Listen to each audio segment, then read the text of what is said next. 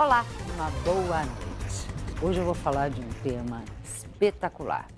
A gente está ouvindo bastante dizer que mão de obra está em falta, que na verdade o mercado está absolutamente pleno de emprego e que você não vai ter nenhum problema de se recolocar. Será que tudo isso é verdade e por quanto tempo? E aí a gente vai falar de uma coisa extremamente importante, que é a atitude. Por quê? Porque um bom currículo não basta para você manter o atual emprego e principalmente para você conquistar sucesso na profissão. A gente precisa entender o que nós chamamos de no comportamento, daquela coisa que é brilho no olho, fundamental para você se dar bem no campo profissional. Aquele brilho no olho que você fala sempre para mim quando faz os seus comentários que eu tenho. Tenho sim, há 37 anos, vibra o coração, a energia e o olho para falar desses temas. E é isso também que o meu convidado de hoje vai mostrar para você. Presidente do Trabalhando.com, o Renato Grimberg, também é autor de um livro que eu vou mostrar para você, Estratégia do Olho do Tigre. Eu sou Fátima Tucci, com um brilho no olho, querendo a sua participação aqui no Economia e Negócios. No programa de hoje, você também vai acompanhar uma reportagem que a nossa equipe preparou e você vai participar do programa, como mandando seu e-mail, pergunta, sugestão, dúvida, vendo como você pode se colocar melhor no mercado de trabalho, escrevendo para o site que aparece aí no seu vídeo, onde você também encontra as reportagens que a gente traz, os nossos programas e todas as entrevistas anteriores. Eu falei com essa energia toda porque, na verdade, toda vez que alguém me escreve perguntando como é que eu subo na vida, como é que eu faço, eu falo primeiro, você precisa amar o que faz, mas mais do que isso, mesmo que não ame muito, você precisa mostrar que ama de alguma forma. É isso que descreve, e eu estou com ele aqui, o olho do tigre. Sim, bom, prazer estar aqui. Você falou do brilho no olho, e no livro que eu chamo do olho de tigre, que é aquela realmente atitude que faz você, independente da formação, independente da experiência, ter sucesso. Então, no livro eu falo as características que você tem que desenvolver.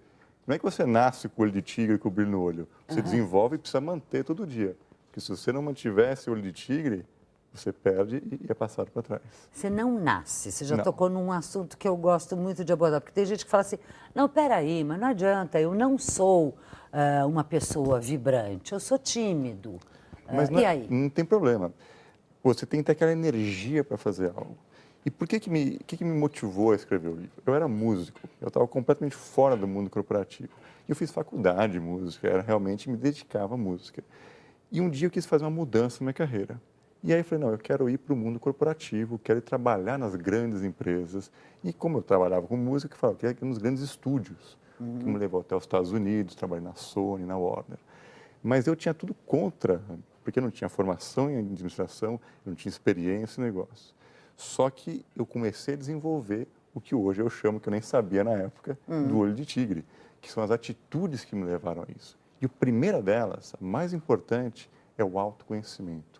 É entender quais são as suas fortalezas, quais são as suas fraquezas e como trabalhá-las. Isso é que começa, é o mapa para o sucesso. Tipo, aquela listinha mesmo, né? Eu pego e falo assim, bom, então peraí, eu sou dedicado, eu sou bom comunicador, etc. Porém, eu não sou isso. Isso. E o que eu faço com a listinha do que eu não sou? Essa é a pergunta mais importante.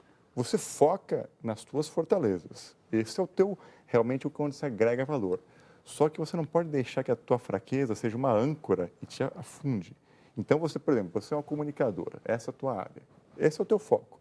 Só que você precisa entender um pouco de finanças, de economia, ou de outro assunto que não é o seu foco, porque senão aquilo vai te funcionar como uma âncora na sua carreira.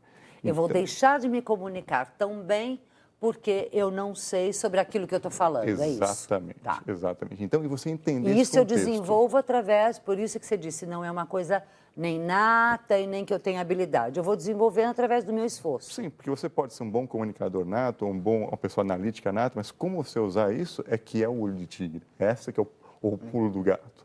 Então, por exemplo, no meu caso eu era músico. Eu sempre tive a comunicação fácil, eu estava em palco e tal. Mas nos Estados Unidos, eu estava com outro idioma. Então, aquilo não ia ser bom para mim. Não iam me ver como bom comunicador. Mas aí eu usei a criatividade, eu usei o fato que eu falava outra língua. Então, isso eu usei como fortalezas que me ajudaram a crescer naquele ambiente. Porque tudo também depende do ambiente que você está. Eu até falo um pouco do tigre de verdade, eu faço uma analogia da selva. O tigre ataca um búfalo que é 3 vezes maior que ele, mais forte, e ele pega e derruba o búfalo. Por quê? Porque intuitivamente, instintivamente, ele sabe que a patada dele é tão poderosa que pode derrubar o búfalo. Se ele não soubesse disso, ele não atacava o búfalo. Ou seja, ele foca, o tigre, nesta fortaleza dele que é a patada. Exatamente. Independente de saber, e tal, quer dizer, ele não sabe, mas se fôssemos nós, os seres pensantes Sim. humanos, saberíamos, ok, o cara é maior do que eu, o cara, porém, é isso, né? É Então, isso, eu vamos sempre pensar fazer as duas... no mundo corporativo, aquela empresa é muito maior. De repente, se eu bater de frente, se o tigre bater de frente com o leão, ele morre. Mas se ele fizer uma emboscada, ele pega o leão. Então, quando você está pensando nas suas estratégias, é isso que você tem que pensar. Por exemplo, o tigre é um animal gigantesco também. Isso é uma fortaleza pela força. Por outro lado, pode ser uma fraqueza. A hora que ele chega próximo à presa, já logo é visto. Então, dependendo do contexto, você tem que saber lidar com isso. Então, o primeiro passo do olho de tigre é entender, se autoconhecer. E não é fácil, você tem que realmente dedicar tempo a isso. E o olho de tigre? O olho de tigre é exatamente o quê? E por que foi esta... Bom, vamos lá. Eu era muito fã do filme do Rocky, o lutador, do Sylvester Stallone. Cresci com aquilo, era adolescente. E o tema do Rocky 3 era o Eye of the Tiger. O olho de tigre, era uma música muito famosa. E o treinador dele falava para ele, a hora que ele estava caindo, todo ensanguentado, enfrentando aqueles gigantes, falava, olho de tigre, lembra do olho de tigre. E na minha mudança de carreira, sempre que eu estava caindo, e não foi fácil, te garanto que foi Caiu duro. várias vezes. Muitas vezes eu lembrava dessa cena, eu lembrava do Rocky, falava, olho de tigre, vamos lá para frente.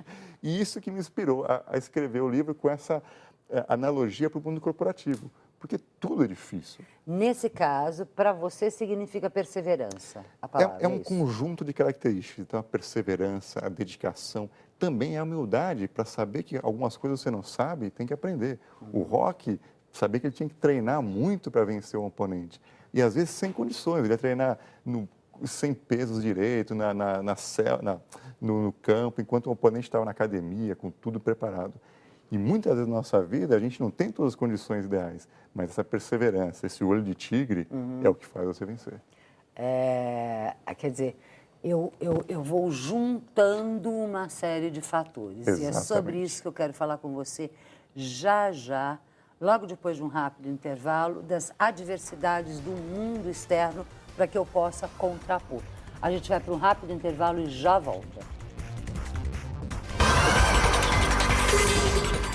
De volta com Economia e Negócios na nossa conversa com um especialista em mercado de trabalho, o Renato Greenberg, que escreveu a estratégia do olho de tigre já na segunda edição, porque a primeira esgotou extremamente rápido. Por quê? Isso mostra o que a gente estava falando no bloco anterior, porque provavelmente as pessoas estão, sim, buscando este aprimoramento profissional, né? Com certeza. Essa questão de sempre eu querer fazer algo para melhorar de onde eu estou, É a busca da excelência. Pode ser do que está começando a carreira, do presidente da empresa. Você tem que sempre buscar excelência. E, humildemente, eu escrevi algo que ajuda as pessoas a buscar essa excelência. Ajuda essa que você até faz uma citação no livro, de um livro recente que eu acabei de ler, o Outlier, quer dizer, o profissional ou as pessoas que estão fora da curva, que são acima da média. De um autor que já fala, às vezes, daquela sacada comercial que você tem quando você dá aquela... Saquei, né? Faz o blique, assim, eu descobri o que era a piscadinha, né? A pegada. Ele faz uma análise extremamente complexa sobre como você consegue se sobrepor. Depende do ambiente que você está, do país, da sua cultura, Exatamente. da educação que você teve, além do seu DNA e desse aprimoramento. Quer dizer, eu dependo de tanto fator. Quanto é que a minha colaboração ajuda nessa história?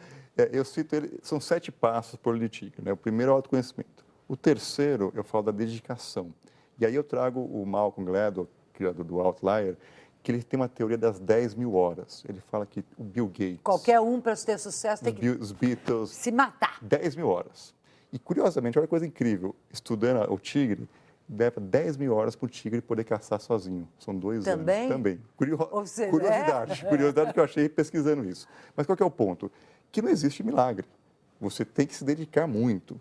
Só que aí você tem que se dedicar, você tem que ter a perspicácia de saber aonde você tem que inserir, você tem que estar no lugar certo, você tem que fazer os contatos, certo? Eu falo do networking, que é tão falado, mas como fazer esse networking? Os aliados que você tem. O Bill Gates não seria o Bill Gates se ele não estivesse naquele contexto, com os aliados. Tem uma história do Bill Gates aqui fantástica, que não dá tempo, mas que ele viu uma oportunidade que quem criou o sistema que ele vendeu não foi o Bill Gates, está no livro, foi um cara chamado Tim Peterson. Ninguém conhece Tim Peterson, Bill Gates virou bilionário. Então, saber reconhecer a oportunidade. É o que aconteceu também com o Facebook, quer dizer, um tem um gênio, mas o outro, a colaboração desse todo. Fatores esses que nem sempre são iguais para todas as pessoas. Eu quero voltar já aos 10 pontos, porque a gente fez o primeiro, o terceiro, e foi pulando aí, mas que me pega muito, às vezes, na observação de como o próprio mercado acaba sendo desigual para as pessoas. A gente tem uma reportagem que fala exatamente de uma questão muito importante. No último censo, 45 milhões de brasileiros possuem algum tipo de deficiência. E quando essas pessoas vão para o mercado de trabalho, elas esbarram ainda assim e muito no preconceito. Muitos se sentem subaproveitados nas empresas que conseguem os seus trabalhos, mesmo mostrando essa busca do crescimento profissional. Vamos ver uma matéria? Formada em psicologia, com 2 pós-graduações e intercâmbio nos Estados Unidos. Mesmo com esse currículo, Sheila, que tem dificuldades de locomoção e de fala por causa de uma paralisia cerebral, nos primeiros 3 empregos só conseguiu a função de auxiliar administrativo. Chegou uma hora que eu não acreditava mais. O que ela enfrentou é uma situação frequente. Uma pesquisa ouviu trabalhadores com algum tipo de deficiência. Quase 70% disseram que têm mais qualificação do que a função exige e estão subaproveitados. Pela lei, empregadores com mais de 100 funcionários têm que contratar pessoas com necessidades especiais. As cotas variam de 2% a 5% do total de empregados, de acordo com o tamanho da empresa. Só que os números da pesquisa mostram que depois de contratado, quem é deficiente encontra um outro obstáculo: a falta de oportunidades para crescer profissionalmente. Mais de 70% dos empregados com deficiência nunca receberam uma promoção. Entre os outros trabalhadores, o índice foi de 63,7%. João Antônio, que é paraplégico, se preparou para ser professor de História, Geografia, mas diz que o preconceito atrapalhou a carreira que pretendia ter. Olha uma pessoa por aquilo que ela tem de limitação. Problema para quem é discriminado e também para as empresas que discriminam. Perdem talentos, perdem a oportunidade de trazer a diversidade para dentro do clima organizacional, mas perdem ainda a oportunidade de criar uma sociedade justa. Pois é, perde-se muito. Com certeza. E como é que a gente explica isso? Até dentro desse foco todo que a gente falou. E curiosamente tem uma história no livro que eu conto, uma história lindíssima de uma pessoa que eu conheci, que aí tem umas limitações que aconteceram na vida dele, mas uma história de vitória. E aí o que tem que pensar é o seguinte, que essas limitações, e comparando a minha trajetória nos Estados Unidos, eu não tinha nenhuma limitação física, mas eu era ex-músico brasileiro, não tinha formação em administração, eu era visto quase como deficiente. Só que a minha vontade de mostrar, e era o primeiro a entrar no escritório, o último a sair, essa garra é o que me fez eu ter sucesso lá. Então, usa o que o jiu-jitsu fala, usa a palavra que a gente tem que usar, quer dizer, a deficiência, a palavra deficiente tem que ser exatamente colocada ao contrário. Exatamente. Tem que usar como superação. É o que o japonês põe no diagrama de crise e oportunidade. É uma crise, obviamente, é uma limitação de pessoas que têm limitações tremendas, mas usa isso a teu favor. Fala, eu vou mostrar. E às vezes tem que ter raiva mesmo. Tem que ter a coisa de, não, eu vou mostrar para eles. E essa força, essa garra, no final, vence. Você acha que mesmo... Porque também, quando eu olhei o dado da matéria apresentada, não é tão diferente os 72% para os 63%. 10 pontos, 9 pontos de diferença. Sim. Entre quem não tem deficiência alguma e não teve nenhuma promoção. Já está melhorando. Agora, o importante é o seguinte, você precisa acreditar. Muito ainda do deficiente não tem oportunidade que ele não se qualificava. Isso está mudando, isso é fantástico, ele não acreditava, eu não vou ter a chance. Você tem a chance, as leis são fundamentais, o governo precisa atuar nisso, então tem a exigência dos 5%, que é fundamental, e agora você vai atrás. E qualquer deficiência, qualquer dificuldade, usa isso como força. Todos nós temos dificuldades. Às vezes a pessoa vê, o cara está falando de sucesso, mas ele não sabe o que é dificuldade. Todos nós passamos isso. E algumas vezes você passando por isso é que te faz mais forte e te faz vencer. Neto, agora eu quero rapidamente você alinhar os 10 pontos que você fala, porque depois nós vamos dar uma verdadeira consultoria de graça para o telespectador. Maravilha. Mas fala dos 10 pontos. São 7 pontos. 7. O primeiro ponto é o autoconhecimento. Falei 10 porque eu quero que você crie mais 3. Tá bom, depois para o próximo, né? Primeiro é o autoconhecimento. O segundo é saber traçar objetivos. Uma frase que eu adoro fala o seguinte: 50% de atingir um objetivo é saber definir o objetivo. O terceiro ponto é dedicação e resiliência. Resiliência é você cair e levantar. Cair e levantar. É o filme do Rock. Cair e levantar. O quarto ponto é criatividade. Mas criatividade no mundo corporativo é resolver problemas. Não é ser o criativo da campanha, é resolver problemas. O quinto ponto é em reconhecer oportunidades. A oportunidade... Se ela passa na tua cara, você deixa passar. Mas ela nunca vem vestida de oportunidade. Você tem que reconhecê-la. Tá? O sexto ponto é o famoso networking, o que criar aliados. Ninguém faz nada sozinho. E o último ponto é saber se posicionar. Usando tudo isso que você fez, você tem que saber se posicionar.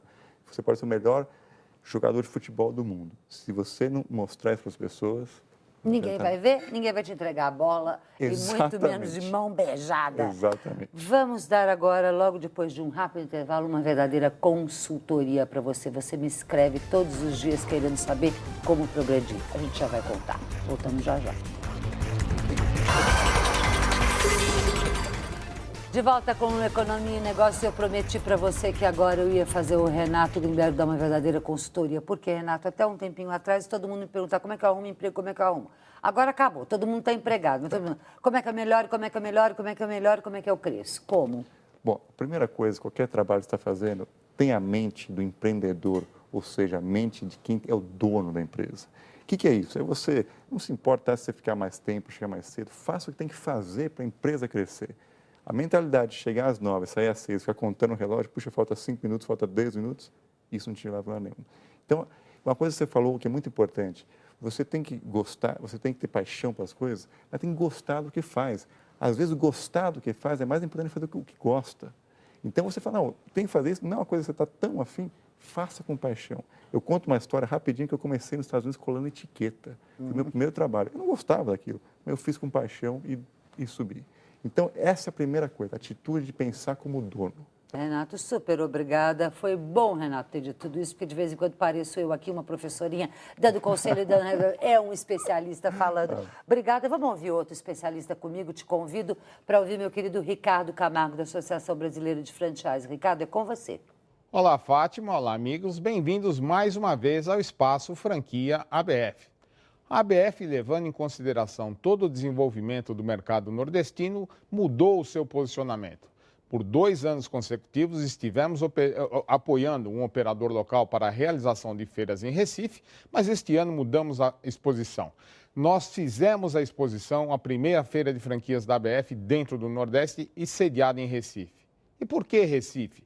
Recife contém hoje 28 marcas, dentre as 2.000 que operam no Brasil, com sede nesta cidade. E é o polo mais desenvolvido no sistema de franchise de operação, de geração de marcas para o mercado brasileiro. Além disso, depois de Salvador, Recife hoje é a segunda metrópole do Nordeste em número de franquias em operação. Este é um dado muito relevante e isso nos levou a montar diretamente essa feira de franchising no Nordeste. Nesses dias, 4 dias seguidos de exposição, nós tivemos mais de 14 mil visitantes. Geramos treinamento para mais de 1.000 pessoas e tivemos uma ordem de negócio de 25 a 30 milhões que se darão nos próximos 2 meses. É um evento que já está na escala da ABF para o ano que vem. Já consta do nosso calendário, já existem datas definidas. Nós tivemos cerca de 80 marcas representadas nesse evento e todas elas tiveram acima de 30 contatos durante esta exposição. Mais informações sobre essa feira, a primeira da ABF no Nordeste, você pode obter diretamente no nosso site, abf.com.br. É com você, Fátima. Obrigada a vocês que estiveram nos acompanhando também. Mas você sabe, né? Encontro marcado com Economia e Negócio toda segunda, quarta e sexta, às 11 da noite, aqui na Record News. Jornalismo 24 horas de plantão.